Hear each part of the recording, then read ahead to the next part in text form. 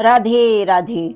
ब्रह्म जिसके इशारे पर नाचता है उसे वृंदावन कहते हैं। एक बार सूर्य ग्रहण के पावन अवसर पर कुरुक्षेत्र में ब्रजवासियों और द्वारिका वासियों का अद्भुत मिलन हुआ। जब रुक्मणी जी और सत्यभामा आदि रानियों को पता चला कि ब्रजमंडल से श्री राधा रानी जी भी पधारी हैं, तो उनके मन में दर्शन की तीव्र उत्कंठा जाग उठी।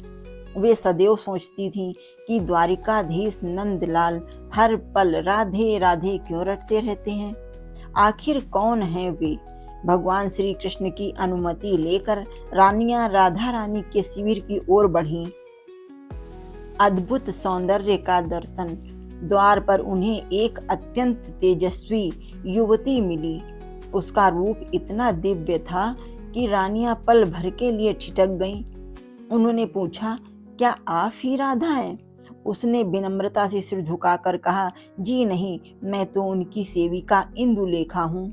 स्वामिनी तो 7 द्वारों के भीतर विराजमान हैं। रानियां चकित रह गईं। जिनकी दासी इतनी रूपवान है, उनकी स्वामिनी कैसी होगी? वे आगे बढ़ी तो उन्हें ललिता, विशाखा, चंपक, लता जैसी 8 सखियां मिली, जो एक से बढ़कर एक थीं। श्री जी का साक्षात्कार। 7 द्वार पार करने के बाद उन्होंने देखा कि श्री राधा रानी एक दिव्य आसन पर घूंघट किए बैठी हैं। रुक्मणी जी ने उनके चरणों में प्रणाम किया। जैसे ही श्री जी ने अपना घूंघट उठाया, उनके मुखमंडल से इतना तीव्र प्रकाश पुंज निकला कि रानियों की आंखें चकाचौंध हो गईं। प्रेम की पराकाष्ठा। तभी रुक्मणी जी की दृष्टि श्री राधा रानी के चरणों पर पड़ी। वहां फफोलों के घाव थे। व्याकुल होकर उन्होंने इसका कारण पूछा। श्री राधा रानी ने सहज भाव से कहा, बहन, कल रात्रि आपने प्रभु को जो दूध दिया था वह अधिक गर्म था।